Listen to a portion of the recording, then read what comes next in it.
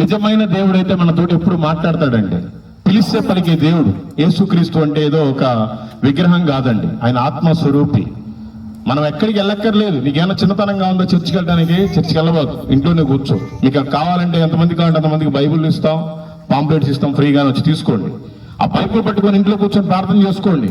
ప్రభా, నువ్వు దేవుడు అంటే కదా, నేను ఇన్ని రోజులు తెలుసుకోలేకపోయానయ్యా, నేను ఫలానా తప్పు చేశాను, నువ్వు క్షమిస్తావంట కదా, నన్ను క్షమించు ప్రభా, నేను ఇప్పటి నుంచి ఇంకెప్పుడు ఏం పాపం చేయను.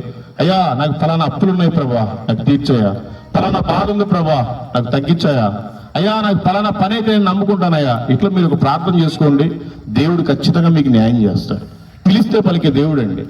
ఏ బొమ్మలు, ఏ విగ్రహాలు, ఏ చెట్లు, ఏ పుట్టలు మనతోటి మాట్లాడవండి. మనల్ని తయారు చేసుకున్నాడు కనుక ఆయనే మనతోటి మాట్లాడతాడు, ఆయనే మనల్ని ఆదరిస్తాడు. మనకి ఏదైనా హెల్త్ బాగోలేకపోతే డాక్టర్ దగ్గరికి వెళ్తాం. సపోజ్ మోటార్ సైకిల్కి ఏదైనా రిపేర్ వస్తే మనం మెకానిక్ దగ్గరికి వెళ్తాం. మెకానిక్ దగ్గరికి వెళ్లకుండా ఇంకా ఏదో వేరే పనులు చేసే వాళ్ళ దగ్గరికి వెళ్తే ఆడు బాగు చేయడండి. మెకానిక్ కాబట్టే బాగు చేస్తాడు. అట్లాగే మనల్ని తయారు చేసింది యేసుక్రీస్తు కాబట్టి యేసుక్రీస్తు దగ్గరికి మనం వస్తే మనల్ని బాగు చేస్తాడు ఆయన. అంతేగాని ఏ కాటి పాపడ దగ్గరకో లేకపోతే ఏ సాయిబు దగ్గరికో వెళ్ళి ఒక 50 రూపాయలు 100 రూపాయలు ఇస్తే ఏదో నెమలీకలో లేకపోతే యాపాకులో 2 పైన చల్లి ఆ 3 రంగు దారాలు కడితే ఏమవుతుంది దాంతో? అది తీసేసినా బ్రతుకుతావు, అది కట్టుకున్నాక నీకేం ఉపయోగం ఉండదు. అందుకని దయచేసి మీరు మూఢనమ్మకాల్లో ఉండబాకండి. ప్రతి ఇంట్లో ఎవరో ఒకరు మగోడు చనిపోతానే ఉంటారు. ఆ మిగతా వాళ్ళ ముండమోపులని అబ్బా పొద్దున్నే ఎదురొచ్చిందిరా అని తిట్టుకుంటారు. అది తప్పండి. ప్రతి ఒక్కరికి జననము ఉంది, మరణము ఉంది. అందరూ అనుకుంటా ఉంటారు పుట్టినవాడు గిట్టక తప్పదు, గిట్టినవాడు పుట్టక తప్పదండి. అదంతా ఒట్టిదేనండి. దేవుడు మానవుడికి ఒక్క జన్మే ఇచ్చాడు, ఇదే ఎక్కువ.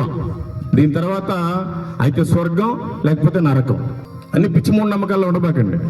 ఎవరో ఏదో మనం రెడీగా వెళ్ళిపోతున్నాం, ముండమోపు ఎదురొచ్చింది, మనం వెనక్కి వెళ్ళిపోవాలి, తప్పు. ఎవరికో జలుబు చేసి తుమ్మాడు, మనమేం ప్రయాణమై వెళ్ళిపోతున్నాం, వాడెవడో జలుబు చేసి తుమ్మితే మనం ఎందుకు ఆగాలండి? ఇది చాలా దురదృష్టకరం.